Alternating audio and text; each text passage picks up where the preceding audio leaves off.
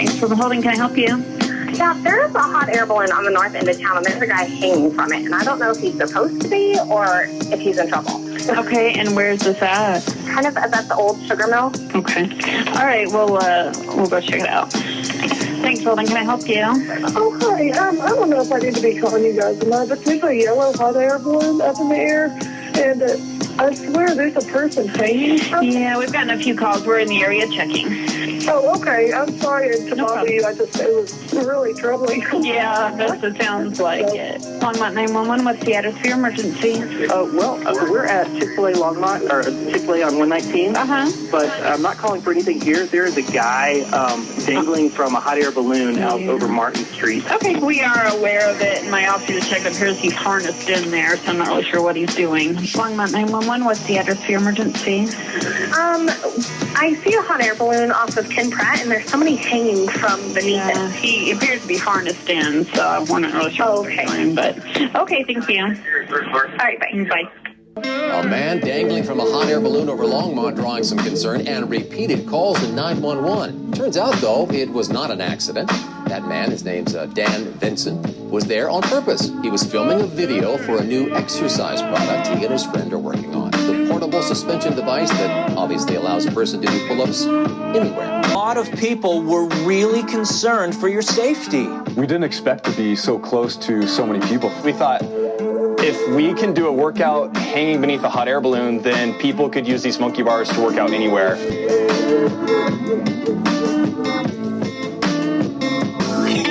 Traffic in Colorado. So as I was coming down, I saw people, doing like the phone stance, holding the phone, filming, and I saw police cars, and I'm just dangling under a balloon at that point, so there wasn't much.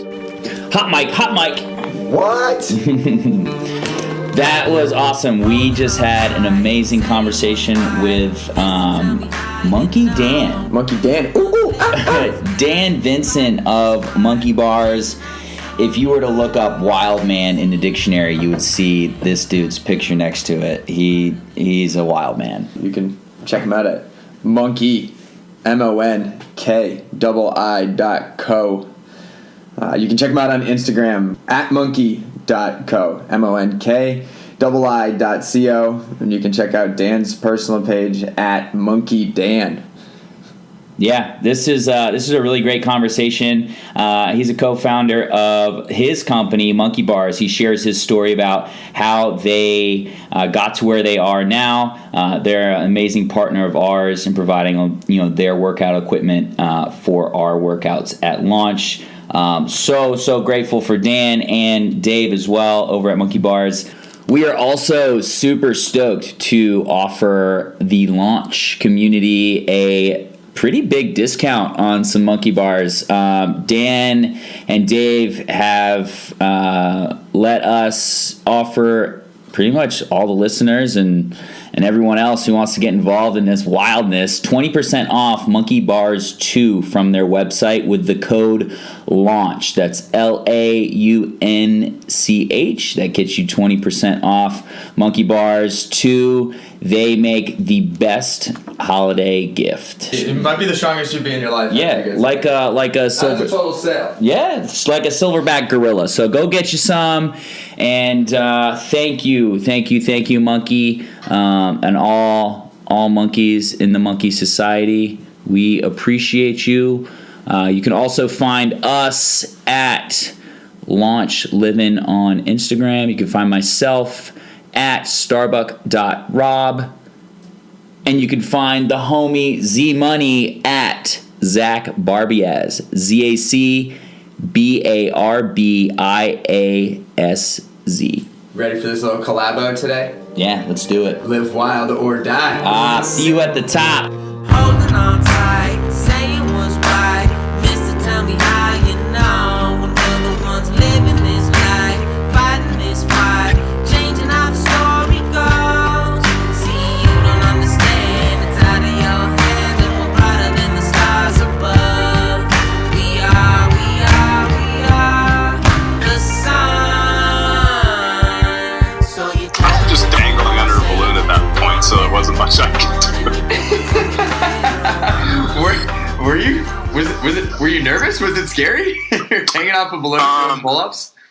It was, it was one of those situations where it's kind of like when you go out in the field or a game time situation, like you just are so focused on executing that I wasn't gripped really. But afterwards it was just like, I kind of collapsed and I was just so tired from all the adrenaline and just super dialed in.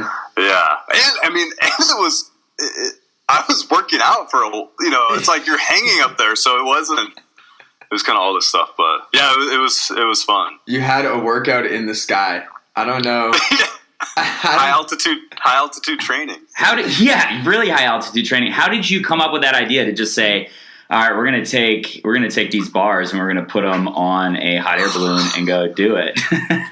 So we before Monkii Bars, we actually our business was called the Wild Gym, and it was basically these outdoor kind of like CrossFit style gyms, functional fitness type gyms. It was kind of like, you've probably seen them. They're in LA, like the outdoor, like little workout stations, right? Mm-hmm.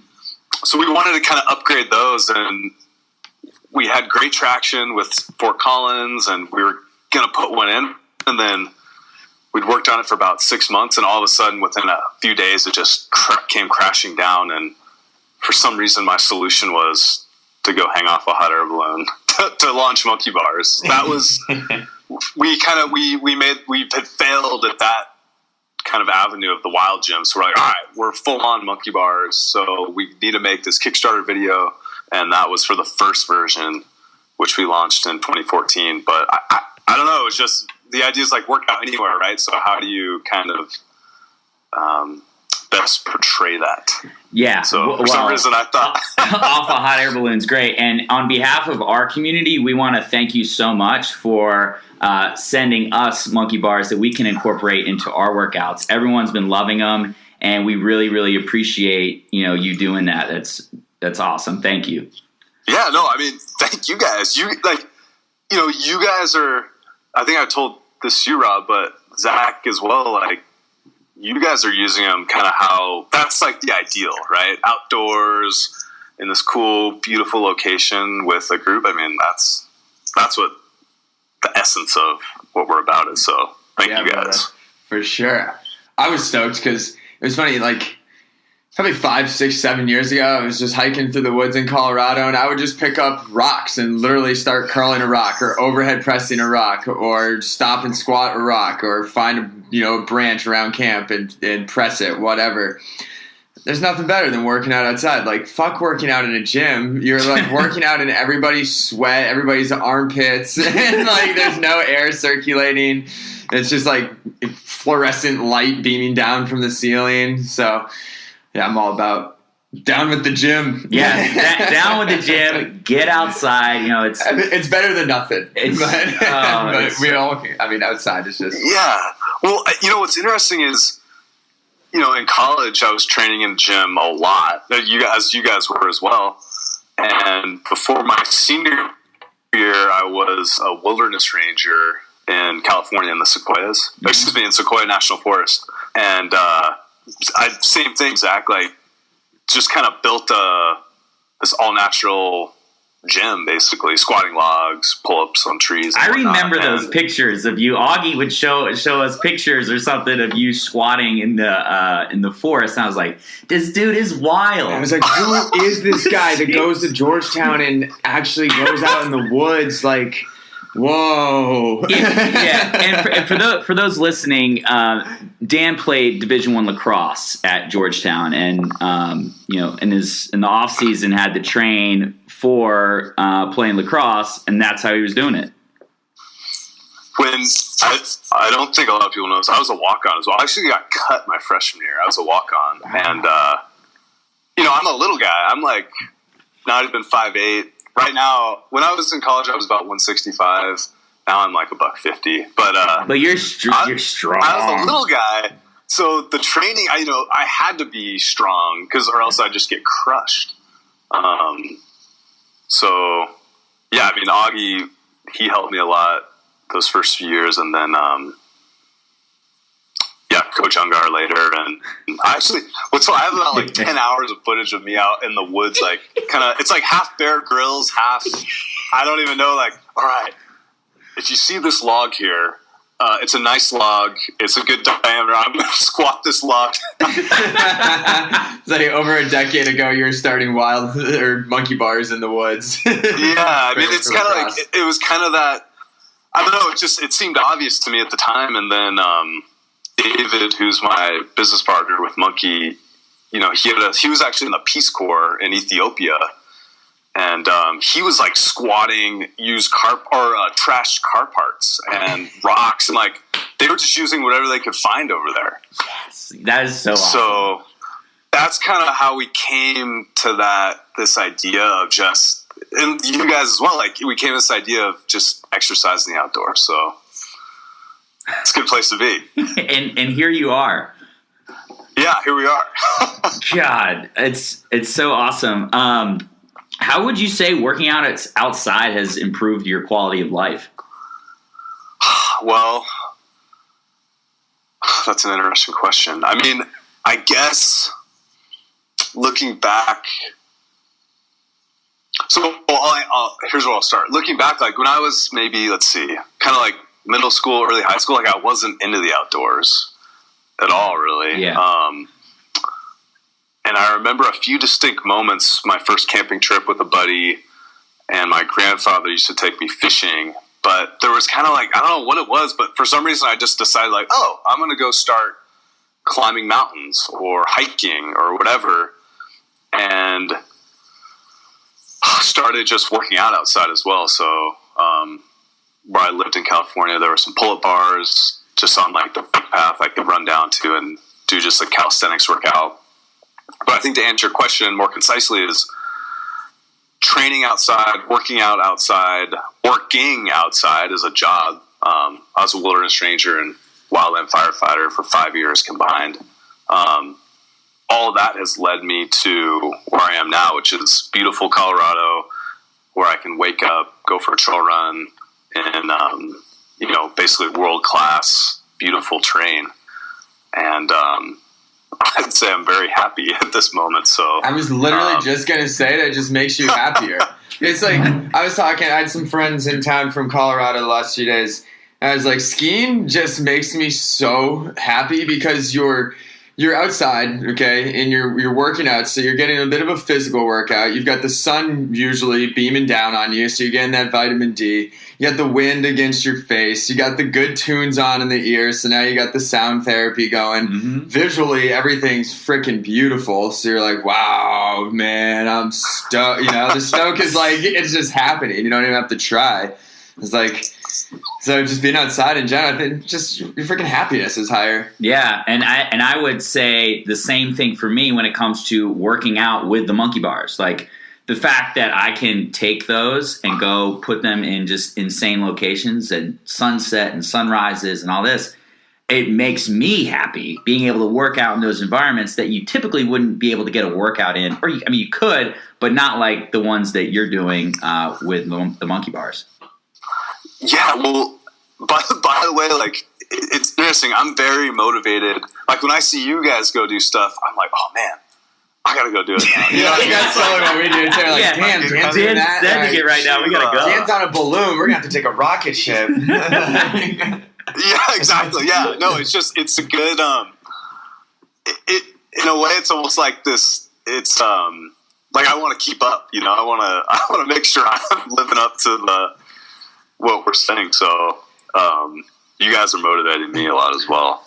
Thank you. And actually, you know, the whole way we started to get connected actually was I read an article that you had posted, Rob, about kind of this newfound training way of training outside, and like I could just the energy and the psych was so high, it was palpable. You know, it was really cool. So. Thank you. Yeah, I remember we talked about that a couple months ago. It was after playing football, I essentially had to like relearn how to exercise because throughout your youth as in middle school, high school, college, you're always training with a team. You're always training with strength coaches. The structure's always there. You always have this program. and then all of a sudden you graduate and you don't have that team. You can't feed off the energy in the weight room. You don't have a coach. You don't have a plan. And then you're like, all right, well, what do I do? And eventually, it took me a while, but I got involved with CrossFit, which I knew you got involved with as well. That was nice because of the community aspect, feeding off each other's energy in that type of setting. That was really big for me, but that took a while. I struggled like getting into good exercise habits, and I yo-yoed on my diets and my exercise regimen as well, until I had that camaraderie, in that type of workout environment. Totally. It was, it's wild. Totally. And now I can work out alone because I'm taking these bars anywhere. Hell yeah. So, when it comes to your adventures, I think I was doing some reading on your adventure in Glacier National Park that I think it'd be cool for you to share with our audience. Climbing a mountain, getting caught in a whiteout, and then seeing some tracks laid down. Yeah, where did you read that? Breaking Muscle. Oh yeah, okay. I was wondering. Okay, so that was in 2009. I was a firefighter, and I was living in Whitefish, Montana. And there'd been several weekends in a row where I had planned to climb these peaks, but I kept getting called out on fires because that's what we do. But I finally had a free weekend, and the weather was it was unsettled weather, possible snow, and I just kind of figured, well, whatever, I'll go for it, and can always turn around. And so the way most of the trails work in glaciers, you just kind of gradually climb up these valleys to ridges, and then you hit the ridge, and you can just kind of choose your own adventure. And so I hiked up. It was about 8 miles to this ridge, and then started ridge traversing up to a peak. And about 2/3 of the way up, it just full-on blizzard, just puking snow. It probably snowed 6 inches within a half hour, an hour. And again, you're on a ridge, so it's not like you're going to get lost per se, but it just turned into a full-on whiteout. Stuff that was super easy to climb up had turned into ice. So I'm like down climbing icy 3rd, 4th class terrain and, boots and mittens. And I finally get back down to where it's flat on the ridge, and maybe I have a half mile to go. And at this point, it's a whiteout. It's the only time in my life where like you get vertigo. It's so white. And I started to get I was pretty scared, to be honest. And then I see tracks in the snow, and I'm going, oh yes, like tracks, I'll follow these out. And then I double take and look and realize it's a freaking grizzly bear. God. And, it hadn't been snowing that long. It was maybe an hour and a half. So I was within what I'm thinking minutes of this bear. And I had bear spray, but it's like it was blowing sideways wind. It would have been useless. You're worried you're going to walk right up on it. Yeah. It was a very intense feeling of you're not at the top of the food chain. Was the best way to describe it. Ooh. But I remember just continuing hiking out, got back to the pass, and thank God found the trail. And at that point, it was like, there's kind of a safety line out, but there's probably 2 or 3 hours where I was on the edge a little bit. Have you ever seen a grizzly bear in the woods? What's interesting is I've seen a grizzly twice on that same mountain. Really? So I haven't really learned my lesson, but I actually read they go up there to eat these moths, which makes sense now that I know that. But so I have seen grizzlies for sure. Interesting, because I'm thinking about I want to do the Continental Divide Trail at some point here, but a shorter trail, the Idaho Centennial Trail. And it's like, God, man, the thought of just hiking through the woods alone in grizzly bear country is so gnarly to me. I guess it is gnarly. Yeah. It is gnarly. No, it definitely adds, I think when I was younger, I was a little naive but now it's definitely, it adds an element. I mean, It's wild. That's full on. That's That's original American wilderness, right? Yeah, they are excited about eating you. It's like, yes. Would you say that's been your closest call to like anything really bad happening? I mean, I'm trying to think of some other close call. I mean, there's been climbs where, you know, once was another one in Glacier where we were going to climb and like rock fall just washed out this gully like a minute after we crossed it. I mean, it would have taken us both out for sure. I had a guy almost land on me in Yosemite. He fell like 50 feet. Wow. Climbing above us, and he literally stopped. I could have slapped him in the ass. Wow. So he was just roped in, falling, swinging, and literally settles down right in front of you? Yeah, like I'm leading a pitch. I hear, screaming, and I look up, and there's a body falling out. Oh my goodness. And it's like, it happens so fast, you can't. I just remember, like, I flinched so hard, I pulled a muscle in my neck. But, the rope caught the guy. He just kind of was like, whoa, man. And I could have smacked him in the ass. And if he would have landed on me, it would have been a bad situation. Climbing is so crazy. How long have you been climbing? I started in 2010, so it's almost been 8 years. I really want to get into climbing as one of my just like side sports, like something to take me away from running all the time and just hang out in the woods or wherever I am, just chilling. And it seems like there's a lot of relaxation involved when you aren't climbing. I'm all about that. Yeah, you would love it, and especially I think you would love like the longer kind of like, just like a longer moderate. It's like there's a lot in the Sierras and Colorado where it's like you're roped up and it's climbing, but you're not like fingernails on a sheer cliff. It's just pleasure climbing. Speaking about longer routes, 31 hours on El Cap. That's an ultra marathon right there. That's an ultra. Take us through that. Did you think it was going to take that long, or did you have an idea? How long is it? What's the story behind that? So, I actually had tried. So I've failed twice on El Cap, and it was all the same route. It's called the Nose. It's the kind of easiest, most popular route. But I tried in 2015 with the buddy. We bailed about halfway up. The guy I did it with last year. What's that? Our Alexa just Alexa just heard you talking about 2015, so she ordered something. Fucking technology, man. So we bailed in 2015, went back in 2016 with a different partner. We bailed basically the same spot. I was so bummed. I wanted to cry. I really did. What's going through your head when you're like, all right, we're going to bail, we're going to turn around? Like, how do you get to that point?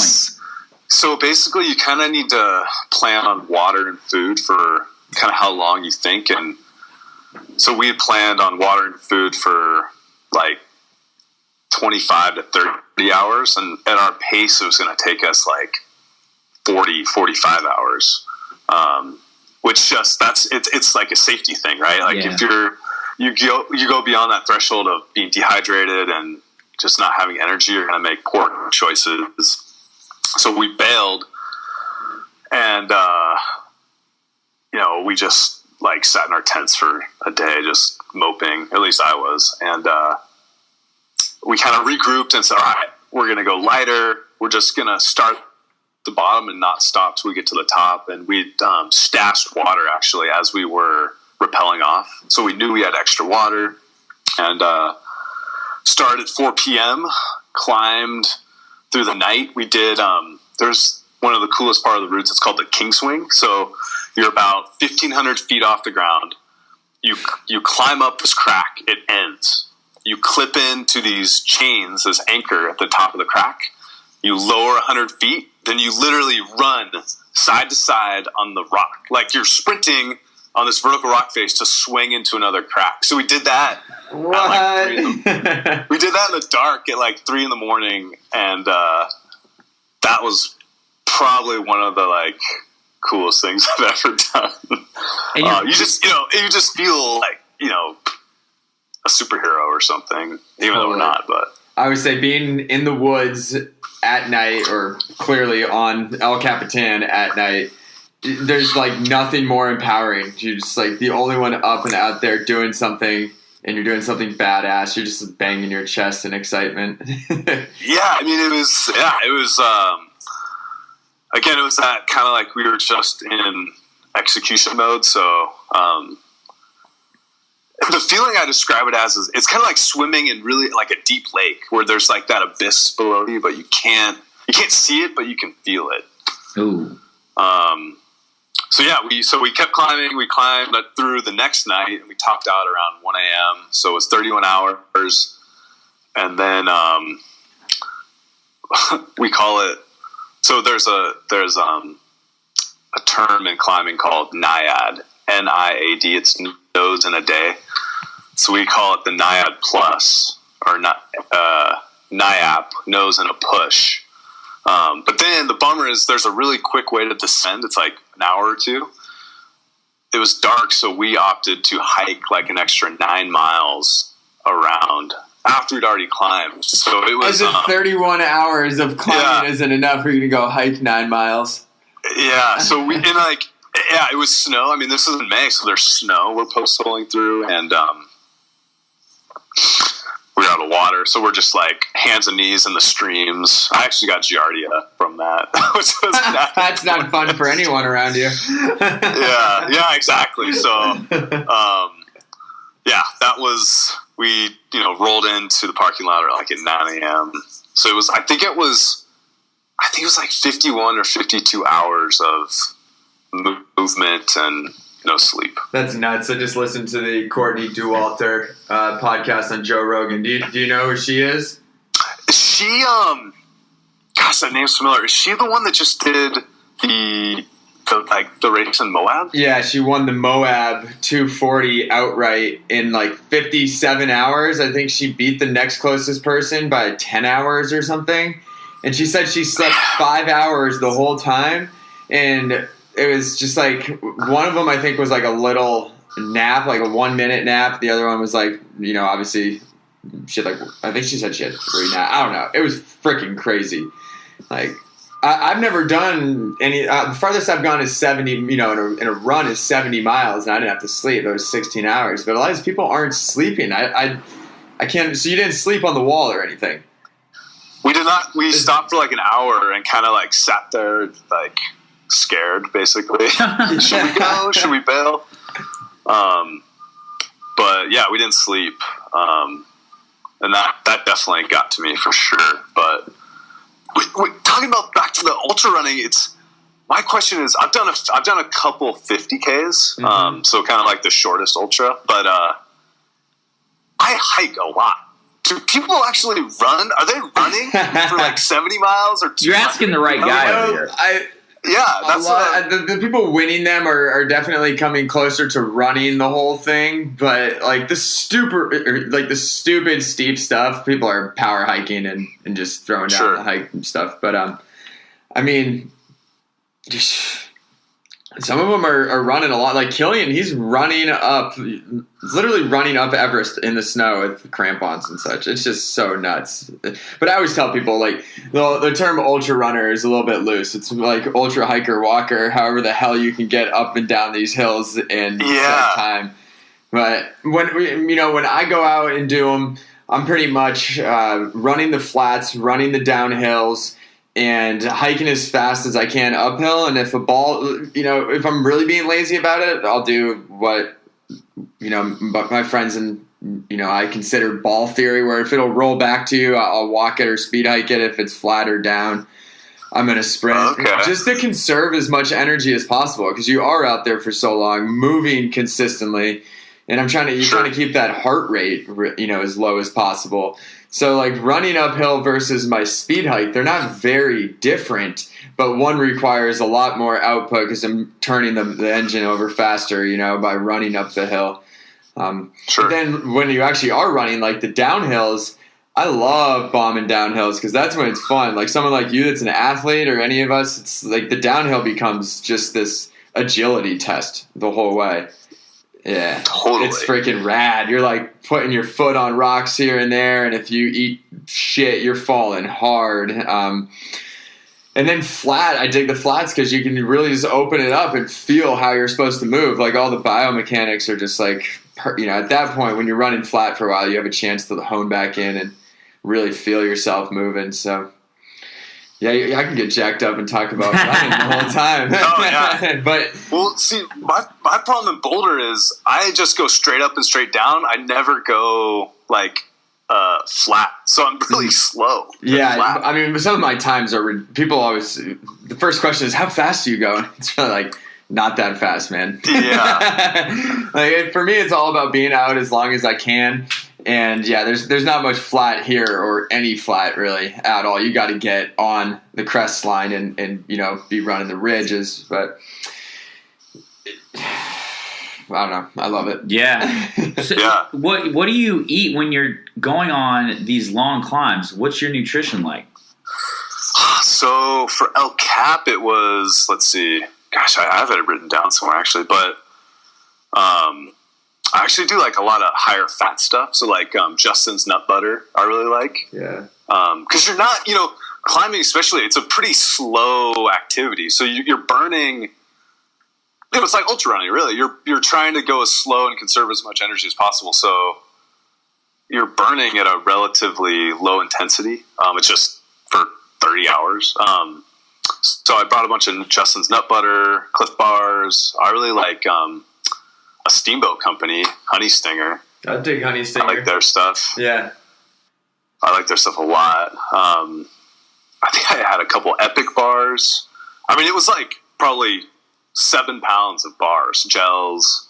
I remember I had one Honey Stinger left when we were hiking down, and that was the best thing ever. Because I was at that point I was hallucinating. Actually, I kept seeing like this what I thought was like a ranger cabin, even though I know they're not there, and I kept hearing. Like, it kept sounding like there was like people hiking behind us, like coming up, but neither was actually there. Yeah, the hallucination happens for sure. Yeah, it's weird. Totally. Well, congrats on that, man. That is such a feat. With the Honey Stingers, it's so funny. Thank you. With the Honey Stingers, it's funny. I would leave like 2 in the bag, so I'd eat the whole thing and act as if they're all gone, and just like leave 2 in the bag and shove it in a random pocket. And then when you're finally bonking out, you're like digging through your shit. You're like, oh, there's 2 left. It's like, yes. It really. I mean, when you go to that limit, it's amazing how you can really. It's like when I was a kid, I remember eating power bars and expecting to feel all this energy and stuff, but you never really did. But when you're at that limit and you pop the gel or whatever, it really is transformative, to say the least. Here's a question for you. So how do you manage to run your own company the way that you're running it, which is awesome, and then also do everything else that you're doing? I mean, it seems like by your Instagram, Monkii.co's Instagram, that y'all are so in. I mean, you are the brand, so I think it's a lot. It's probably a lot easier for you to do both. Can you talk a little bit how you manage both? Yeah, I think David, who's my partner, he always says that I kind of am the manifestation of the brand, which is kind of hard to. I don't like to say that necessarily out loud, but that's kind of how we're operating, and so it kind of gives me this cool freedom that I have an expectation to live up to in a way, which I think I tend to operate well under that, in that framework, right? I'm supposed to be wild and fit and having adventures, so that works out nicely because that's what I like to do. So. As far as training, I mean, there is stuff that needs to get done for the company and the business. So I try and, I try and integrate as much of that into normal life as I can. So for example, I have Monkii bars hanging 2 steps from my desk, so I can send some emails, do pull-ups. I have a hang board at the office. I've got a barbell, so I do a lot of Olympic lifting. So I'll snatch or clean or squat. I've got buddies that I'll connect with during the week and go trail running for that kind of accountability partner. I'll scroll through someone else's feed like yours and get stoked to go, do a monkey bar workout in the woods here. But I guess it really comes down to the motivation and willingness to stay late at the office to squat or do pull-ups or wake up early to go trail running. Or, this morning when I was waiting to talk to you guys, I had the bar set up on the door here and got a little core workout in. So I guess it's, I've noticed more and more post-college, it's like fitness is kind of, especially for athletes, it's like you do this hour-long workout, you do a 2-hour practice, whatever. And even in the fitness industry, you'd go to your 30-minute spinning class, your hour-long CrossFit class, whatever. But I think if you can kind of reframe your outlook, and it's like, well, I can do 10 minutes of monkey bars at home in the morning, and then I can do, a 20-minute run at lunch, and then after work I do some snatches. It's like I'm still doing an hour more of working out, but it's more it's just spread out throughout the day, and it fits into life a little bit easier for me, at least. So I lived across from a climbing gym, so I'd go climb in the morning, go to work, do monkey bars or squat, and then go climb in the afternoon, maybe outside here. So I guess I'm just really motivated, combined with having the unique opportunity to kind of create an environment that makes it very easy to constantly be working out, basically. Yeah, I mean, we take these bars everywhere we go, and it's a constant. That looks like a really good monkey tree. Like that's a good spot to get bars off. Then you start getting creative on like, oh damn, I could totally throw those bars up there. If only I can. Okay, I'll climb the tree. I'll hang on the other side of the tree. Get up there, hang them, and then do a workout. It's so much fun. It is, and it's like it's kind of funny. Like you kind of start to see the world as like all these fitness apparatus, right? Like there's a cool. I can squat this rock. I can jump on. I don't know. It's like if you can. It's just perspective, I guess.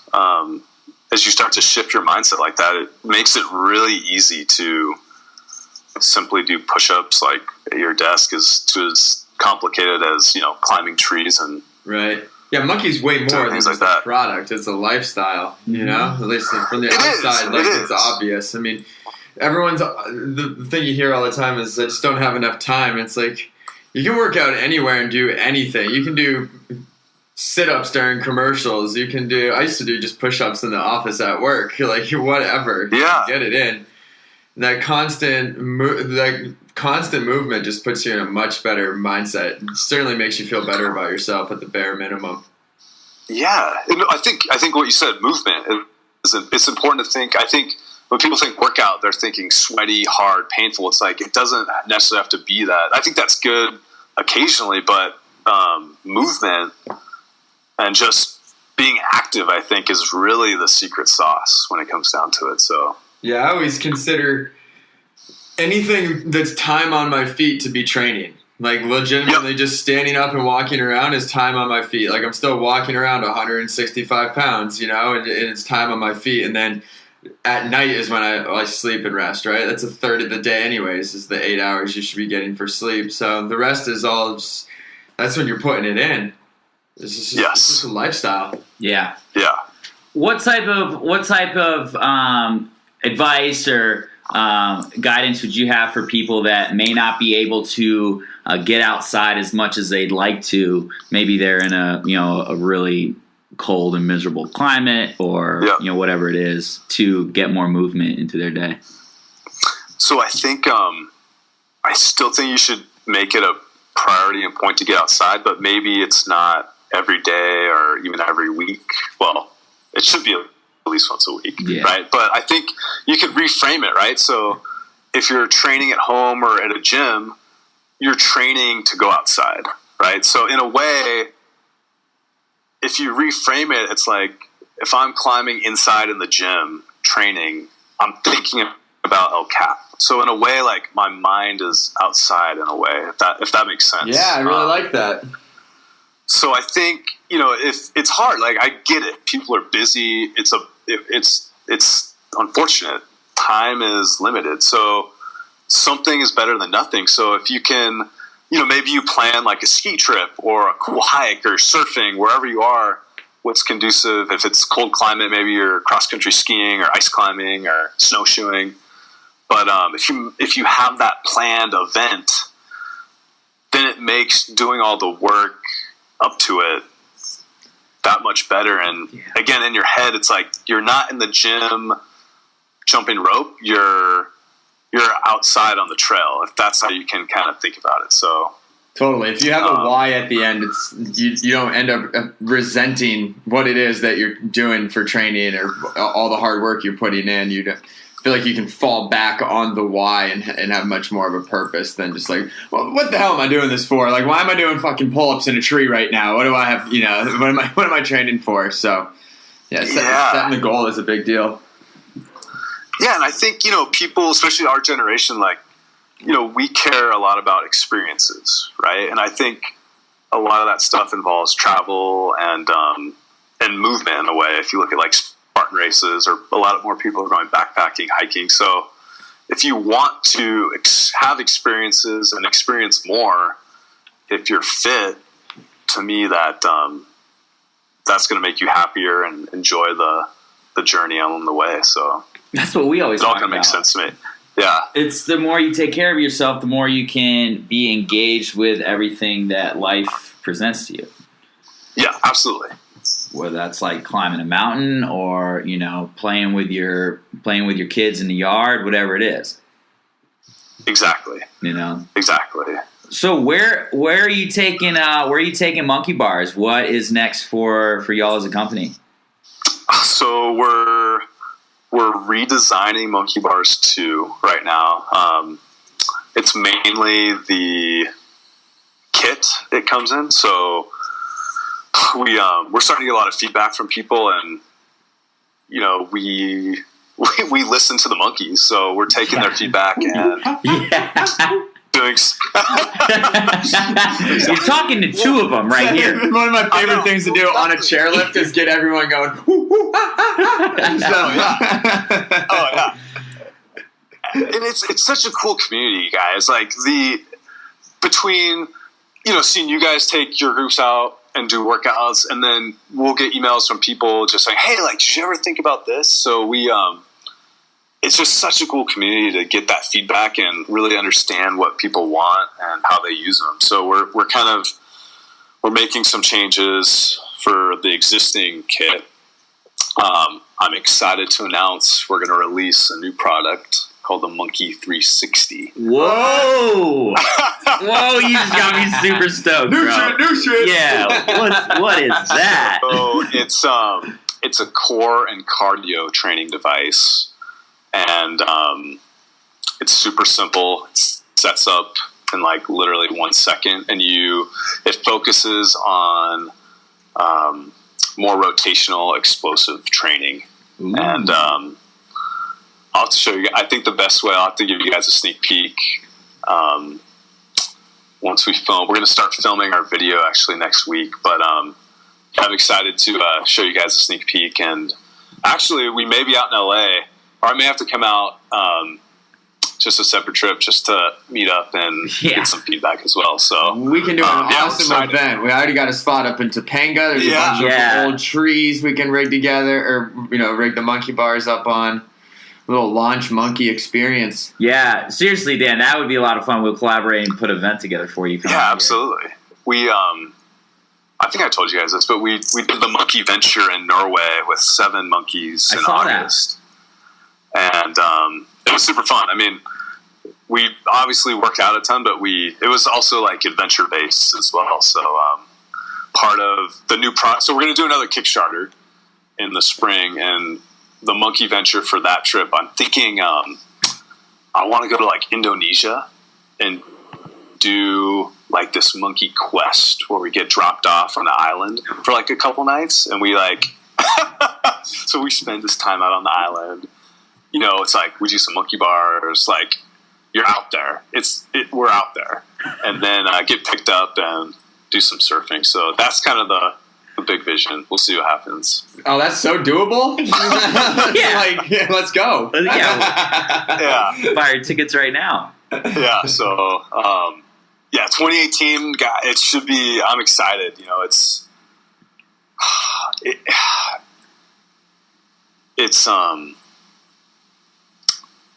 we've spent a lot of time and effort getting to where we are. So I think we're not there yet, but I think in the next few years we'll be close to kind of. Man, it's been so much fun watching it grow. Yeah. Seriously, you probably don't even know how many people, have been following along. And you can see the whole genesis of it and where it's going. And I think the timing's perfect. Like, you've been able to refine Monkii right up to the perfect timing of when this industry is taking off, which is fitness and wellness in the outdoors.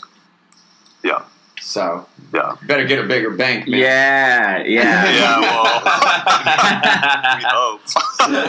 What's been the hardest part about getting to this point where you are now? As a company and for yourself? Yeah, as a company, so as a company, it's just like, my background's biology and wilderness. So I never had any formal business education. So I've had to learn everything by trial and error, which there's a lot of error.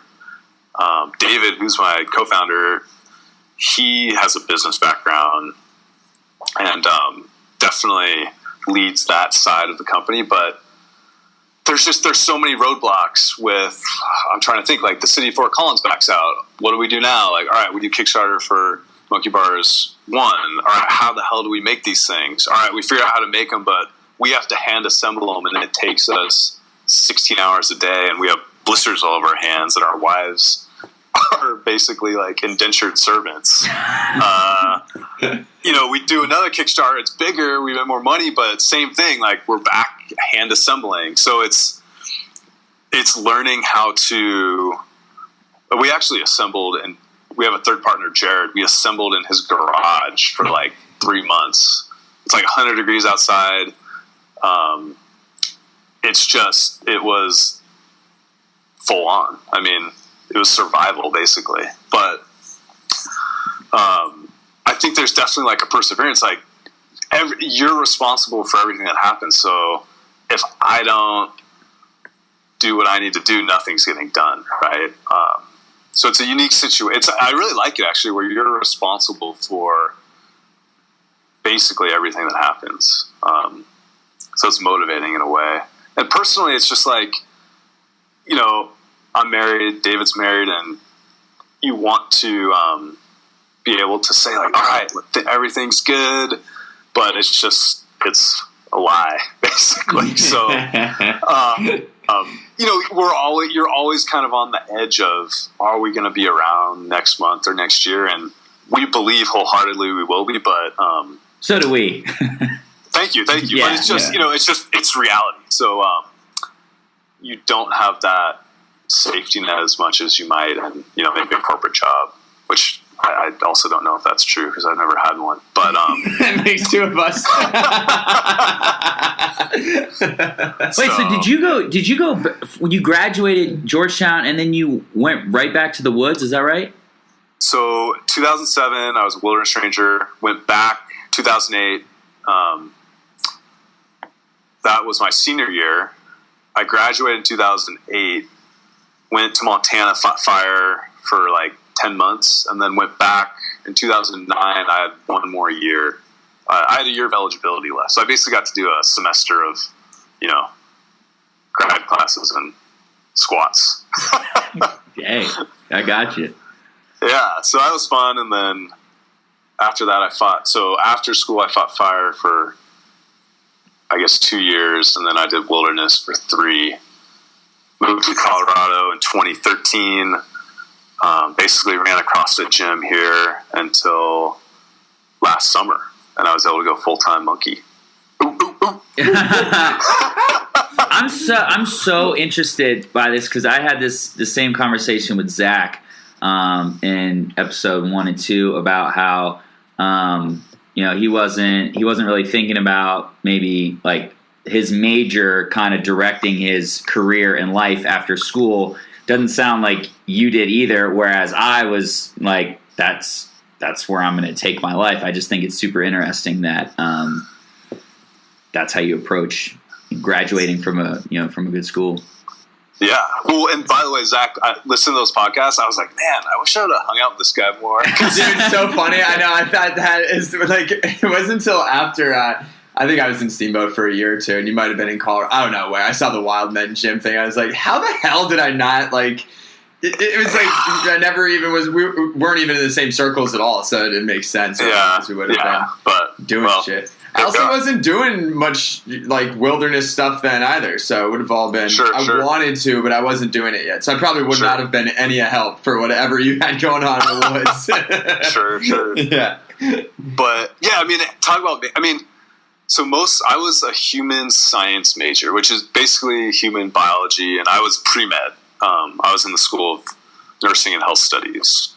Most people are now doctors, nurses, or like admin people for hospitals, whatever, insurance companies.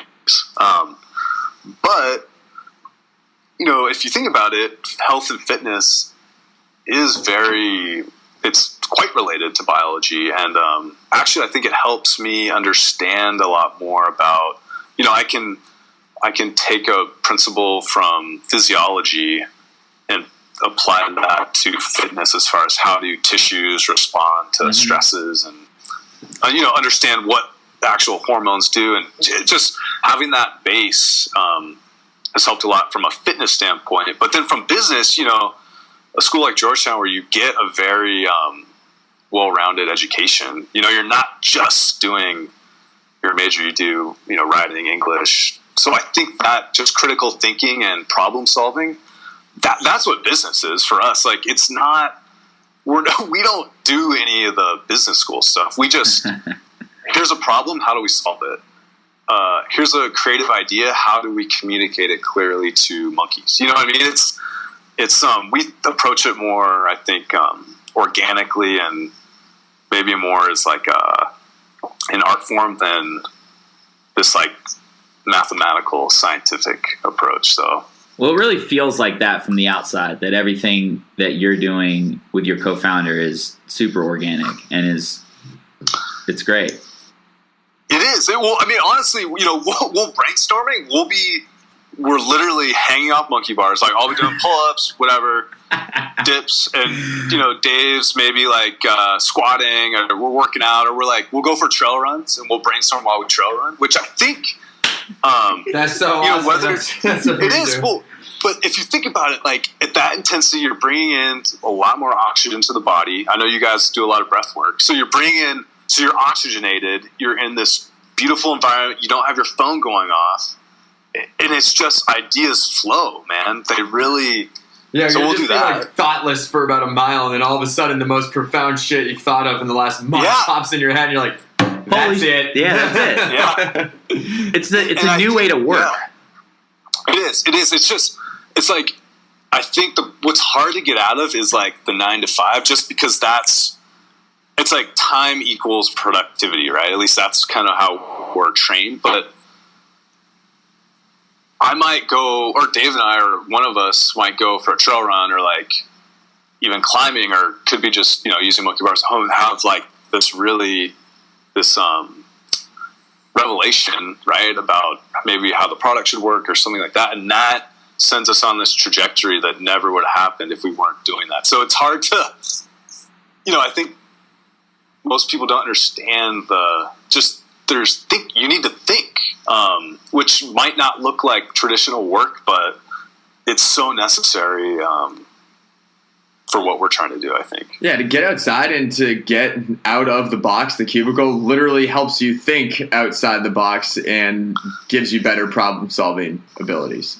Absolutely. I just made that up. I'm not a scientist, but I have field tested it a lot. And it's like, oh, yeah. We do this thing all the time. Like, we've literally closed the screen before when we were doing like a one-on-one podcast and been like, this isn't working out. Let's go for a run. Let's go for a drive. We'll do, I think almost all the times we've ended up in the Sierra this summer were we call them business meetings, hop in the car and just go drive anywhere and then just camp out and do whatever for 24 hours and just get the hell away. Put yourself in a new environment, somewhere fresh and new, doing active stuff, and everything starts flowing.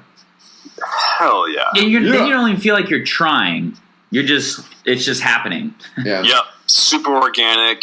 And it's like, why the hell wouldn't you, right? Like you're the master of your own domain if you're doing your own thing, right? So why would we have like a conference room? We'll just go like to the trail. That is our conference room anyway. So yeah, exactly. Yes. You get to kind of create your own little ecosystem, which is, again, most people probably think we're a little strange, but it seems it works. At least we know ourselves. Yeah. Yeah, exactly. Well, it's putting yourselves in the right environment to be your best, and if that means that you're on the top of a mountain doing that, then that's where you got to go to do that. Absolutely. I think there's a lot of self-discipline I've had to learn. So I think I'm good at it in some ways, but in a lot of ways I'm not. But it's easy to feel busy.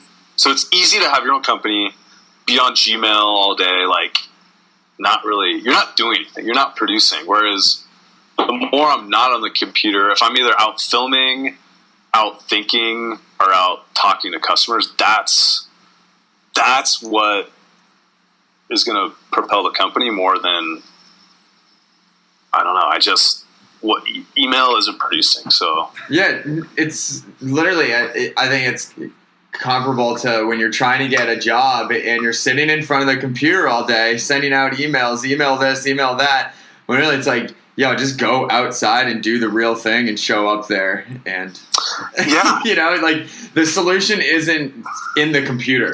Files are in it's the not. computer. Yeah. But I think, I ran a gym at a big company. It was a CrossFit gym inside this company. And I felt like no one did anything. They just like sent emails all day. And I just, it'd be interesting to break it down as like what actually, if you did like an 80-20, like what actions actually are producing results.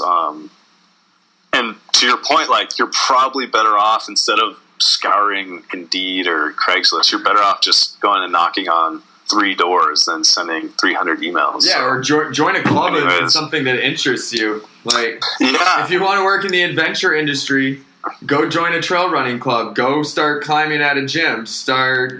Pick up something, and instead of trying to apply to a bunch of different places within the industry, you're probably just going to meet somebody that's already into it anyways, and before you know it, you got your damn dream job. Yeah. Sure. Yep.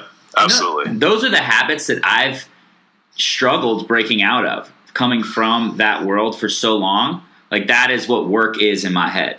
And that's what it's like, okay, that's how I got to work. Now I'm finally getting out, with Zach, and we're shutting the computer and we're going on a hike and we're climbing on mountains. And then you're really doing good work while you're out there because you're being yourself. Totally. I love when I find a checklist in my running pack. I'll have a checklist that's sitting on my desk and shit won't get done for like 2 weeks. There's like maybe a few things that I wrote in and then crossed out, so it made it feel like I was getting a lot of stuff done. And then I'll just bring that checklist running, look at it like twice, and before I know it, like I figure if I have to make that phone call, I can do it like right afterward. I just have everything thought out, like on the trail while I'm exercising, everything gets itself figured out. So I don't really know where I was going with that. No, it's true. It's like you do your best work when you're outside and when you're moving, and you're also going to connect to other people in a more authentic way when you're outside and moving with other people too than you would going on like a coffee meeting and sitting at a Starbucks trying to have a meaningful conversation. It doesn't work like being outside does.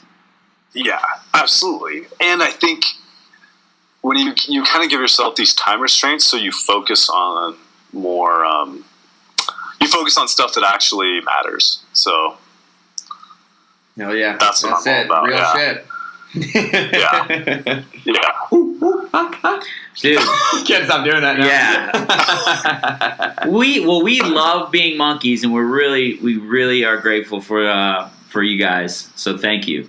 Yeah. Thank you. Monkey's been a rad addition to the workout arsenal. Yeah, we're gonna have a lot of fun here moving forward. I like where we're headed.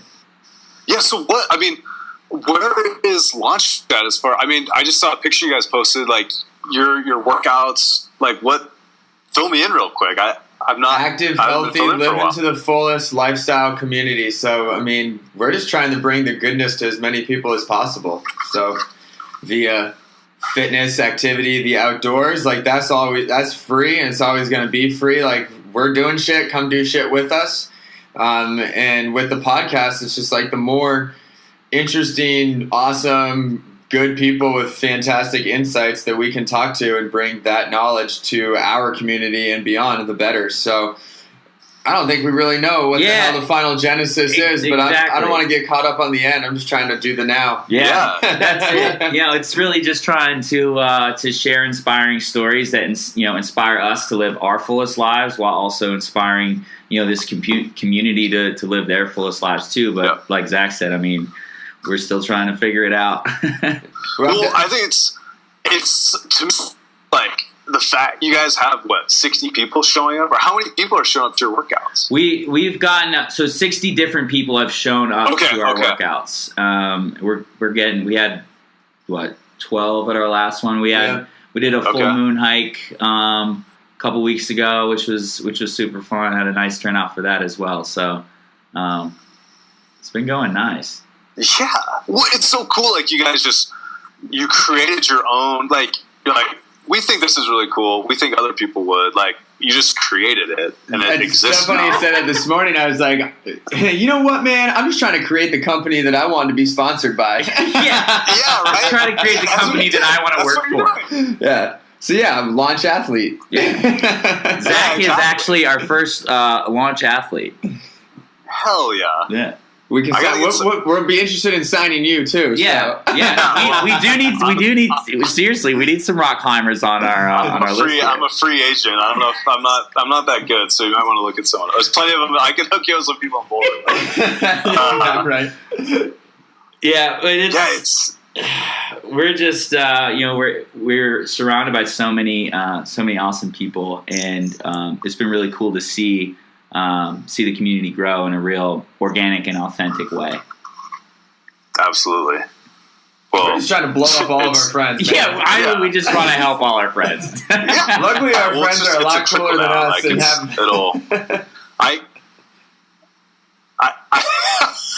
I feel the same way, which is funny.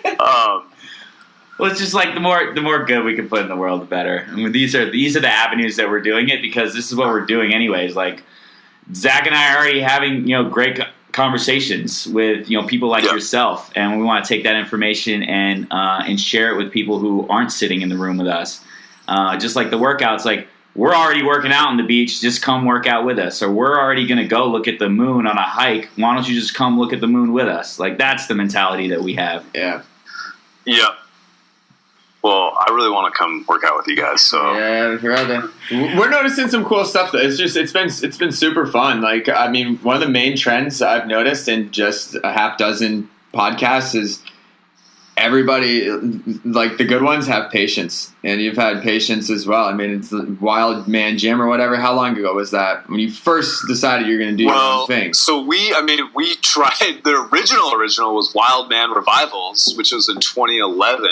Yeah. And that was basically like a CrossFit retreat using logs and rocks. Right. That failed. Took like a year of thinking. Wild Gym, that failed. And now we have Monkii bars. So I mean, it's been almost 7 years. No, it's been, because we started in 2010. So it was, it'll be almost 7-8 years. Yeah. Right. And that's that's so much commitment. Yeah. Oh, yeah. Like you said, you liked the Johnny Zambetti interview.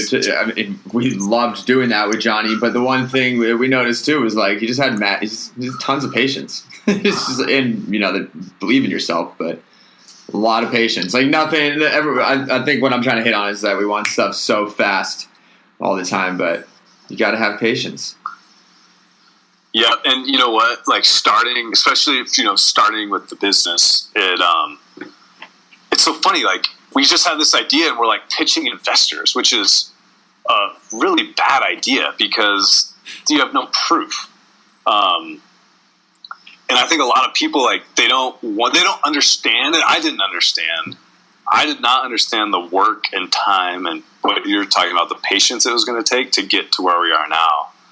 Now I've kind of accepted it and it's just normal. But full surrender. But yeah, but it's like I think you hear too. I think people expect you just come up with an idea and then you're a millionaire the next day. And right, like, hey Dan, how'd you come up with the idea and where did you get the source to make them? And who are you gonna? It's like 3 steps, but really it's like I don't even know, man. I just passionate for 6 years and this is what I regurgitated. Yeah. It's like 10,000 little steps is what it is. But I think a lot of people don't understand the time and it's perseverance really, and sacrifice too. I mean, I could be making more money coaching, especially in the corporate environment, but I'm a lot happier doing what I'm doing now. So it's stoked, capital AF. Yeah. Even smiling the whole past hour. If you look at the screen, it's just been 3 dudes smiling into computers for the last. Here we're shitting on computers, right? Like we're all smiling talking about it. But. No, I mean technology is great. I just think my thing's I just want to utilize. I don't want technology to dictate me. I want to use it to be more efficient or basically be more free versus be more tied down. So, right. Yeah. I probably heard that somewhere. I didn't make that up. It's all right. I don't think we have enough listeners to need to quote exactly. Sure. Maybe one Not yet until they're pulling back the archives to go way back and listen to these. Yeah. Well, this has been awesome, man. Thank you so much. Is there any last words that you'd like to share with with our audience? This is your chance to promote Monkii, whatever you want to do. We're going to be obviously going to keep doing that. But if anything else you want to share, please feel free. Yep. The writing is staring me back in the face. Live wild or die. Yeah, right here. That's awesome. We appreciate the shirts. No. Thanks for having me, guys. I'm excited to come out there, and thanks for using Monkii bars. Dude, we're so stoked to be a part of the what is it? The Wild Man? What is it? The Monkii. The Monkii Society. Monkii Society. The Monkii Society. Oh yes. I love all the branding you guys do. It's great. It's so thought out. Thank you. So thought out. Thank you. Yeah. Allow them to participate in the making of choices and controlling their own destiny using these tools. And you do something very big. And then we tell them what we want, say